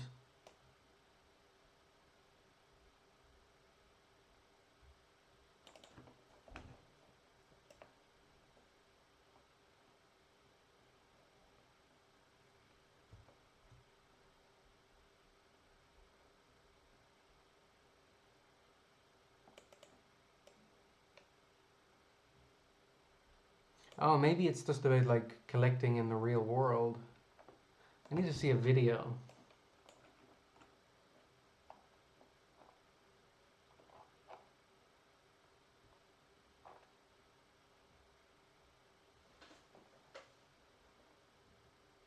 No real robot data is used. Okay, now I'm convinced. So the humans doing things here, you can see with just their hand, and they're controlling like kinesthetically the arms, and then they're able to adapt the human arms to the robot arms. Okay. That could work. I don't know how good the adapter is for all scenarios and if it needs to be a table. Anyway, the other imitation paper was cloned from the Robo Papers podcast. And this is not a mocap suit, it's just a VR thing, and it's able to copy. How is it actually finding the human? Starting position. Opening doors.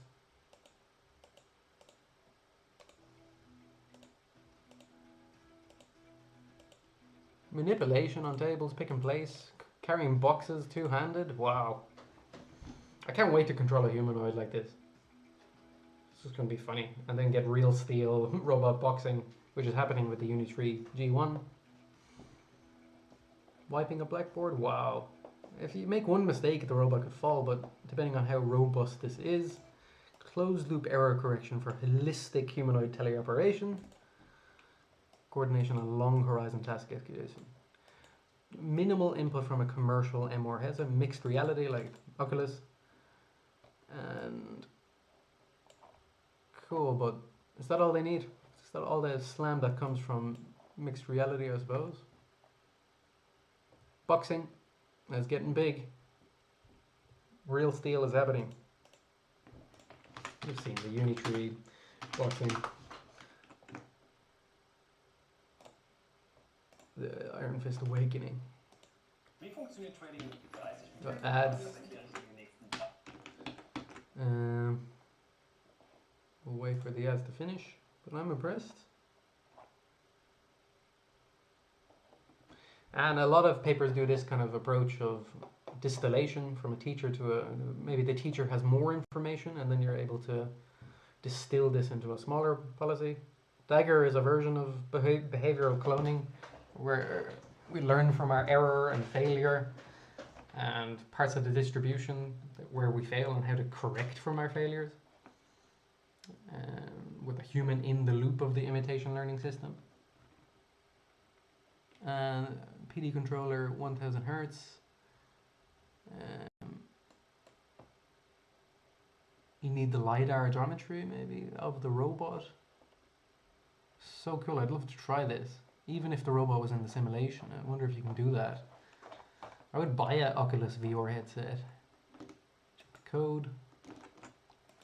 Anyway, skip the ad. Yeah, the boxing's getting big. This is going to be a future sport, just humans watching robots boxing.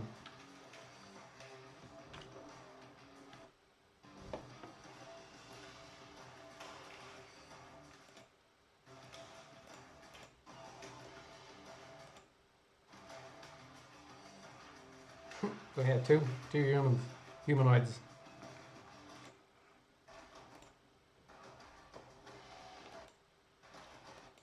Maybe kickboxing. So already that was like 5 months ago. You saw the other video I was showing you where they were so much faster. And they're like already live streaming this 5 months ago. Over the air updates. Prioritizing personal safety, of course. Please use with caution. Wow. Can't wait to buy the new Unitree robot as well. Don't know what they're calling it.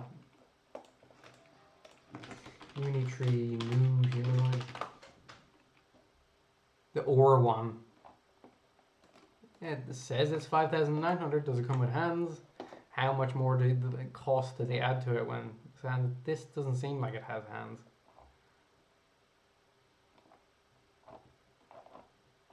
It looks quite cheap and doing cartwheels and handstands.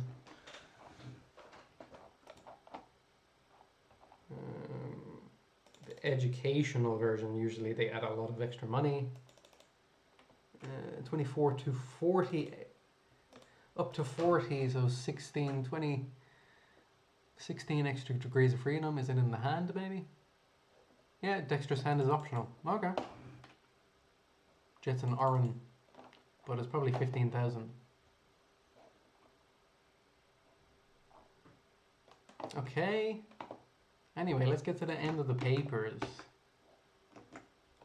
Or quickly just there's the keynotes towards physical intelligence,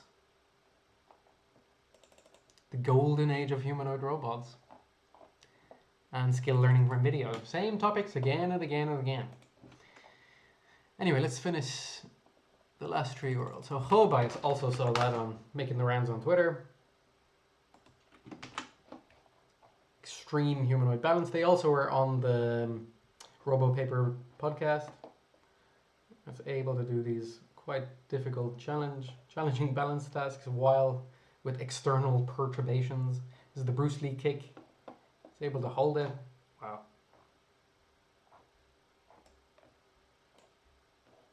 Different poses, high knees, deep squat, single leg stand. I sometimes just stand on my one leg to see how difficult it is and see all the micro movements you're making to stay still and not fall.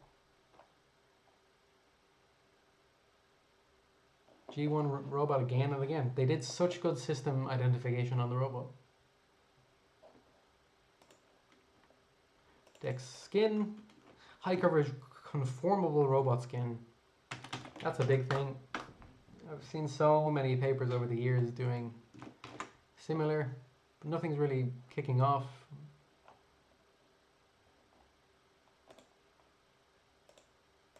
People release a paper and then most papers just disappear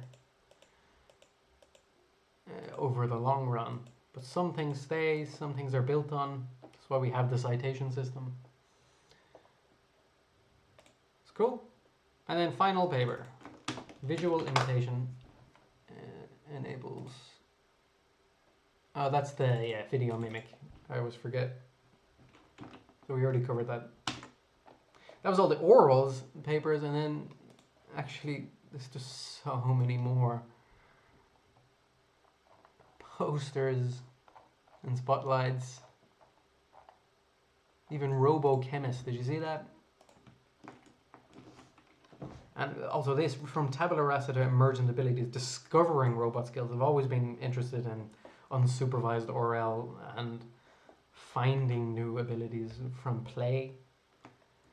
RoboChemist, compliant robotic chemical experimentation.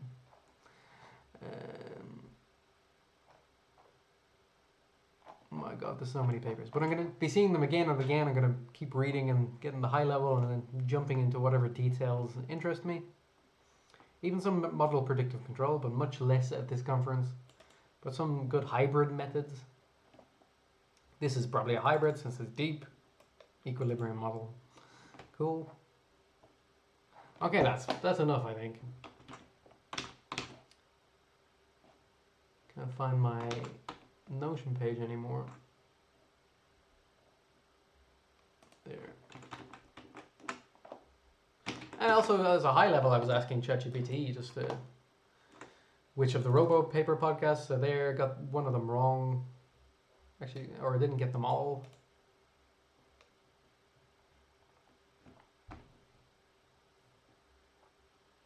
And it's just covering the high level papers, humanoids, teleop, whole body control, planning ORL, world models, navigation, perception, VLA, dynamics, a bit less of this,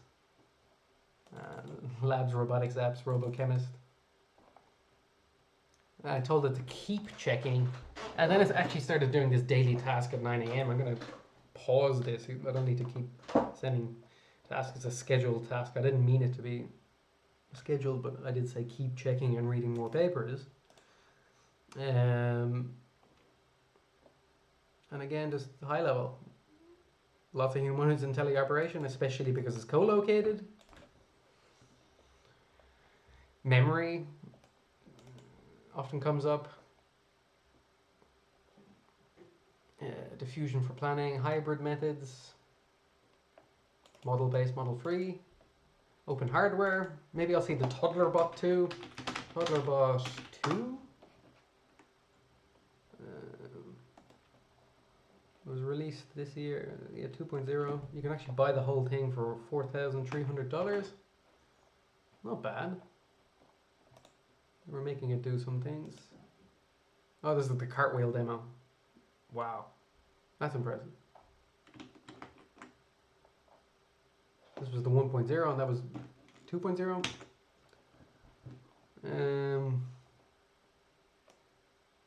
Geometry, affordances, etc.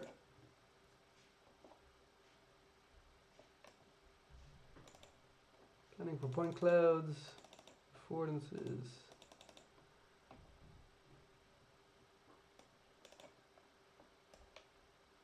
Covered VideoMimic. Multi-view visual ORL.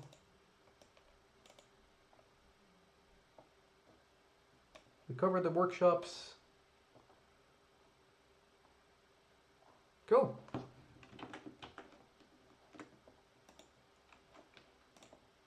Can't even see my Notion page anymore. Here.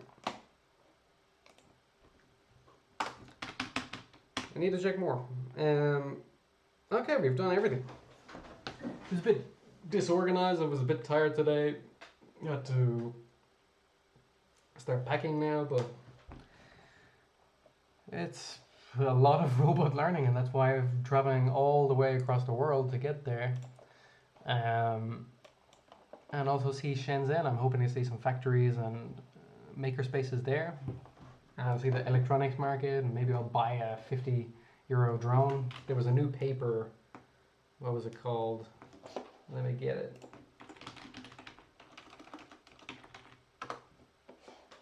A new paper that was able to control 8 different drones.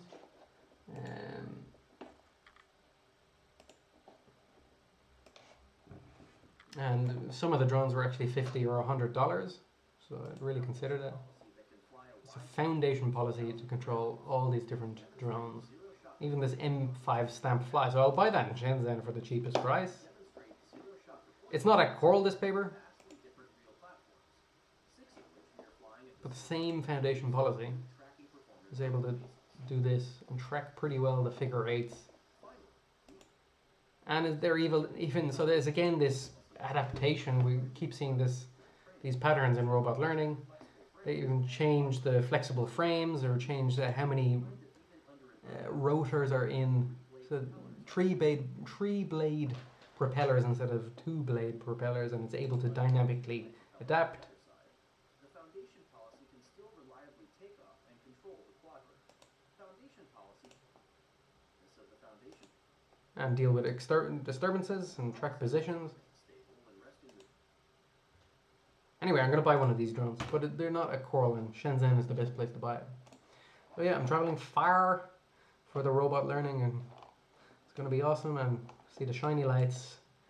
And I'd love to go deeper into these papers. Let's see if I can tweet a bit. And I did mention this a little, but just most papers will be forgotten. It's important to see on a high level what is working in robot learning. And the general themes. We can go low level, how the field has progressed, what work we can build on top. We all stand on the shoulders of giants. To me, it's just ultimately how do you make cheap, general, useful robots. A new D abbreviation of AGI to me, when we were making our first company in Berlin, was affordable, not artificial. Was generalizable, not general.